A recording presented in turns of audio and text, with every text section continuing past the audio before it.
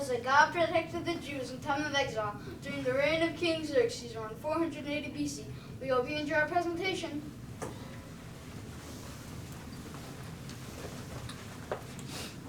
This is what happened in the time of Xerxes. Xerxes ruled over Persia's 127 provinces, stretching from India to Kush. In the 30th year of his reign, King Xerxes gave a banquet for all his nobles and officials. For full 180 days he displayed the vast wealth of his kingdom and the splendor and glory of his majesty. Xerxes then gave another banquet lasting for 7 more days, that all people from the least to the greatest in the whole citadel of Susa should attend. King Xerxes ordered that every guest be served in dishes of gold and have as much to drink as they wanted. Queen Vashti also gave a banquet in the women's quarter for all the women in the royal palace. It was on the 7th day of the banquet, when the king was in high spirits, that our story begins. You there, Mehuman, bring Queen Vashti away for a royal crown to display her beauty to the people. She is lovely to look at. Mehuman left to do his bid, but returned shortly with shocking news. I'm sorry, Your Highness, but Queen Vashti, Your Highness, she says that she will not come. Advisors, advisors! According to the law, what must be done to Queen Vashti? She has not obeyed the command of King Xerxes. Queen Vashti has done wrong, not only against the king, but against all the provinces and all the nobles of King Xerxes. The queen's conduct will become known to all the women, and they will despise their husbands and say, King Xerxes commanded Queen Vashti to be brought before him, but she would not come. This very day the Persia and Media and Romans will respond to King Xerxes in the same way. Your Highness, there will be no end in disrespect and discord. Therefore, if it please the king, let him issue a royal decree that Queen Vashti is never again to enter the presence of King Xerxes. Let the king give a royal position to someone who is better than she. Then all women will respect their husbands from least to the greatest. So King Xerxes sent word out to every province of the land that every man should be ruler in his own household. Chapter 2. Later, when the anger of King Xerxes subsided, he remembered Vashti and what she had done. He remembered what he had decreed about her. So the king's attendant made a suggestion. Your Highness, let there be a search for young, beautiful virgins for the king, and let all the beautiful girls be brought to the citadel. Yes, and that beauty treatments begin to them. That beauty treatments begin for the whole year. 6 months with the oil and myrrh, and 6 months with perfumes and cosmetics. And the girl who pleases the king most, she shall be queen instead of us. Yes, yes, so it shall be. Now, in the citadel of Susa, there's a Jew of the tribe of Benjamin named Mordecai. Mordecai had a cousin named Esther. Esther was lovely in forms and features. Mordecai had taken care of Esther as his own daughter when Esther's father and mother had died. Now Esther was brought with all the other beautiful girls to the palace in Susa. Haggai, who supervised all of the girls in the royal palace, liked Esther the best. Esther, I'll give you special food. You have 7 maids to serve you, and you shall have the best room available. After Esther had received 12 months of beauty treatment, she was taken to King Xerxes. To please him more than any other girl, King Xerxes made her queen instead of Vashti. During this time, Esther had not revealed her Jewish ancestry because Mordecai had warned her not to, and she stayed obedient to his wishes. Now Mordecai continued to stay close to the palace. Every day Mordecai walked back and forth near the courtyard to find out who Esther was and what was happening to her. One day when Mordecai was sitting at the king's gate, he overheard a plot to kill the king. I'm so angry at the king can't take this anymore. We should stop him. Let's think of a plan to kill him. Ha ha ha ha ha. Queen Esther, did a plot to kill the king. You must be protected. Esther warned the king of the evil plot, and the guilty officials were hanged at the gallows.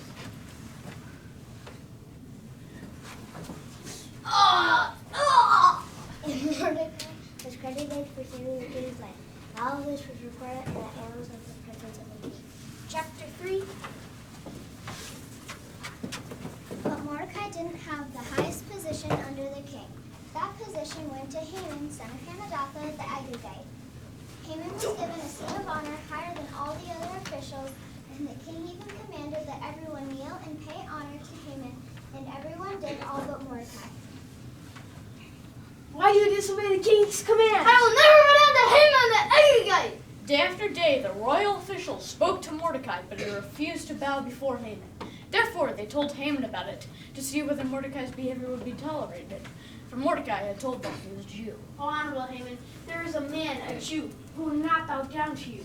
What? So Someone will dare not devour him to me? Who is this infidel? O most honorable Haman, it is that Mordecai the Jew who dares such disrespect. Mordecai the Jew, we'll fix that. We'll destroy him. In fact, we'll destroy all the Jewish people in the entire kingdom. No Jew will survive. How and when shall we take this revenge? We'll cast the purge inside. The month of Adar, the perfect time to destroy those Jews. That Haman then went out to King Xerxes to seek permission for his evil plot. Most honorable king, there's a certain people whose customs are different from all the other people and who do not obey the king's laws. And it is not in the king's best interest to tolerate them. If it pleases the king, let a decree be written to destroy them, and I'll put 10,000 talents of silver into the royal treasure for the men who carry out this business. So the king gave his signet ring to Haman the Agagite, for with it he could seal the edict. Keep your money and do with the people as you please. The royal secretaries were summoned. They wrote out the Haman's orders, and couriers were sent to all the provinces with the order to kill and destroy all the Jewish people, young and old, women and children, on a single day, March 7th. Chapter 4. When Mordecai learned all that had been done, he tore his clothes, put on sackcloth and ashes, and went out into the city, wailing loudly and bitterly. All throughout the kingdom there was great mourning among the Jews, with fasting, weeping, and wailing. Many lay in sackcloth and ashes. Servants told Esther Mordecai was at the king's gate in torn robes and sackcloth, wailing in great distress. Hatab, please go take these clothes to Mordecai. Find out what is troubling him so and report back to me. Hatak went to Mordecai in front of the king's gate. Mordecai told him everything that had happened to him, including the exact amount of money Haman promised to put into the royal treasury for the destruction of the Jews. He gave Hatak a copy of the edict to show Esther and told him to urge Esther to beg the king for mercy for him and all the Jewish people. Your Highness, Queen Esther, Mordecai has sent me of great trouble of the Jewish people. Haman has issued a decree for the annihilation of the Jews. Here's a copy of the edict. He urges you to go before the king and plead for mercy. But everyone knows that if any man or woman approaches the king without being summoned, the king has one law, that he must be put to death. The only exception to this is if the king extends the gold scepter to him and spares his life. 30 days have passed since the king has wanted to see me. Your Royal Highness, Mordecai says, do not think that because you're in the king's house, you will know if all the Jews will escape.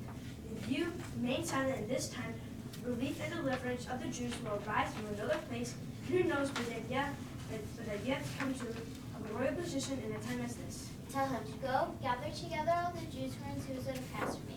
Do not eat or drink for 3 days, night or day. I and my maids will fast as you do, and when this is done, I will go to the king, even though it is against the law. If I perish, I perish. Chapter 5.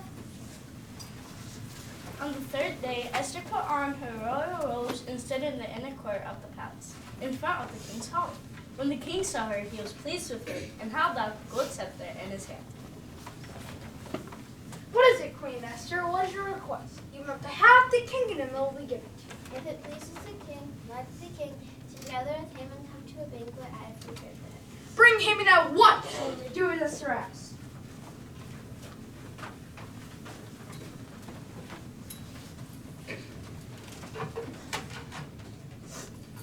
Now, Queen Esther, what's your petition? It will be given to you. What is your request? Even up to half the kingdom will be granted. My petition request is this. If the king will grant me a favor, and if it pleases the king to grant my request, let the king together with Haman come tomorrow to a banquet I will prepare for him. Then I will answer the king preached. Haman went out that day in high spirits, but as he passed by Mordecai at the gate, he saw that Mordecai neither rose nor showed fear in his presence. Haman was filled with rage. Family and friends, I have much. I have wealth. I have sons. The king has honored me above all others. Today, Queen Esther invited me, along with the king, to a banquet she gave. It was marvelous. And Queen Esther invited me, along with the king, to a banquet again tomorrow. But all my joy is nothing, as long as I see that Jew, that Mordecai, sitting at the king's gate. Oh, Haman, why don't you have a gallows built 75 feet high? And ask the king in the morning tomorrow to have Mordecai hanged on it. Then go with the king to the dinner tomorrow and be happy. Yes, so let us build a gallows for Mordecai. I'll talk to the king about it tomorrow. Chapter 6. That night the king could not sleep, so the book of the annals was brought out and read to him.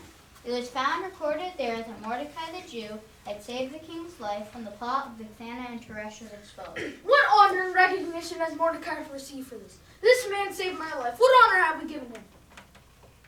Nothing has been done for him, Your Highness. Who is in this court? He is in the court, Your Highness. Bring him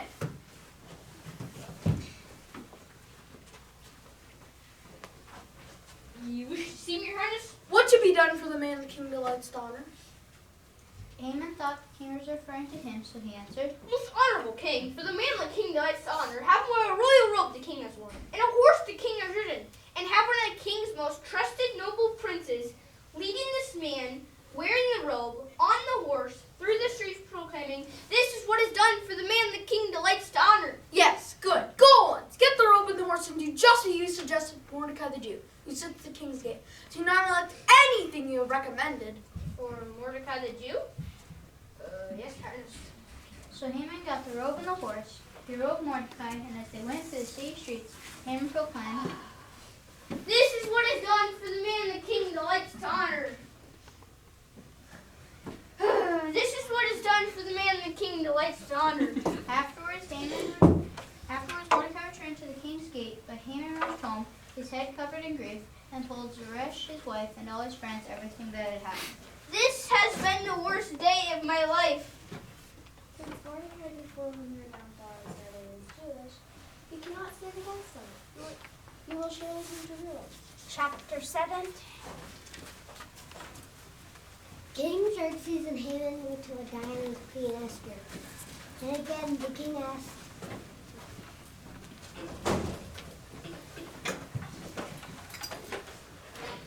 Queen Esther, what is your petition? Even up to half the kingdom will be good.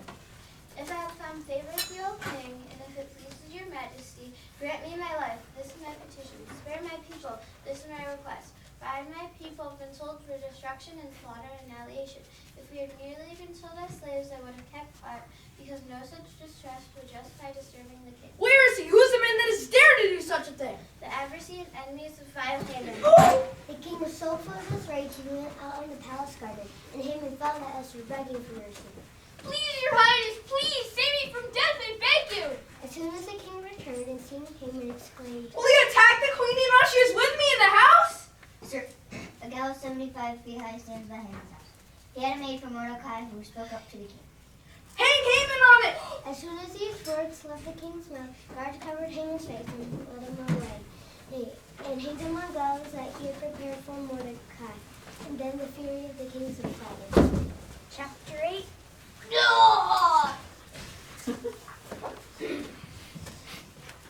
That same day, King Xerxes gave Queen Esther the estate of Haman, the enemy of the Jews. Mordecai was brought into the presence of the king and was given the king's signet ring. The king's signet ring. Esther again had a request for the king.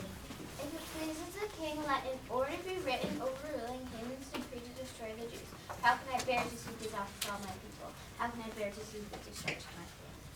Because Haman attacked the Jews and gave his estate to Esther. And Haman has been hung on the gallows. Now Mordecai, you write a new decree on my name on behalf of Jesus seems best to you. And seal with my signet ring.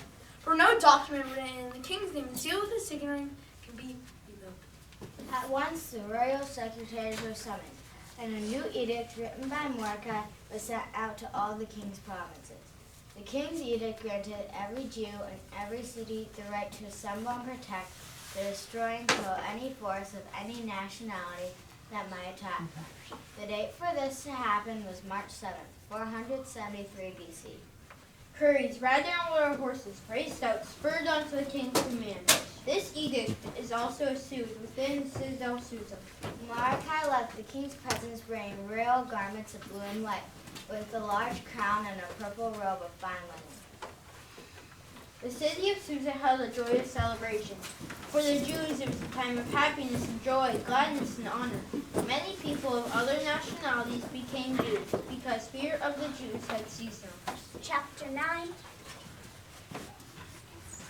On the 13th day of the 12th month, the month of Adar, the edict commanded by the king was carried out. On this day, the enemies of the Jews hoped to overpower them, but now the Jews had the upper hand of those who hated them. The Jews assembled in their cities and all the provinces of King Xerxes to attack those seeking their destruction. No one could stand against them because the people of all other nationalities were afraid of them. The Jews struck down their enemies with the sword, killing and destroying them. And on that day, 500 men in the citadel of Susa were killed, but the Jews did not lay their hands on the plunder. Now Queen Esther, 500 men in the citadel of Susa and 10 sons of Haman have been killed. What is your request? It will be given. If it pleases the king, give the Jews in Susa permission to carry out this day's edict tomorrow, also that Haman's sons be hanged on gallows. So the king commanded that this be done. The Jews in Susa came together on the next day and put to death 300 men in Susa, but they did not lay their hands on the plunder. Meanwhile, the remainder of the Jews in the king's provinces also assembled to protect themselves and get relief from their enemies. They killed 75,000 of them, but did not lay their hands on the plunder. This happened on the 13th day of Adar, and on the 14th the people of the provinces rested and made it a day of feasting and joy. That is why the Jews, those living in the villages, observed the 14th of the month of Adar, a day of joy and feasting, a day for giving presents to each other. Mordecai recorded these events and sent letters to all the Jews throughout the provinces of King Xerxes, near and far, to celebrate annually the 14th and 15th days of the month of Adar as a time when they got relief from their enemies, as the month when their sorrow was turned into joy, their mourning into a day of celebration. And these days should never cease to be celebrated by the Jews, nor should the memory of them die out among their descendants. Chapter 10. King Xerxes imposed tribute throughout the empire to its distant shores, and all the acts of power and might, together with a full account of greatness of Mordecai, to which the king had raised him, are written in the book of the annals of the kings of Media and Persia. Mordecai became second in rank to King Xerxes, preeminent among the Jews, and held in high esteem by his many fellow Jews, because he worked for the good of his people. He spoke up for the welfare of the Jews. Thank you for coming to our presentation of Esther. Just as God protected the Jews back in 470 BC, so he wants to guide and protect us today. Our God is an awesome God, and his love for us will never end.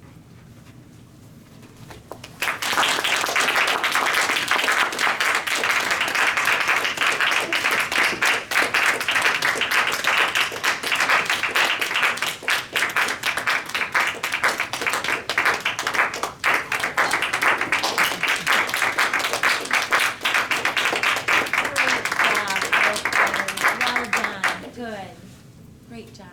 Would you line up so that we could do pictures, please? With or without the beard on.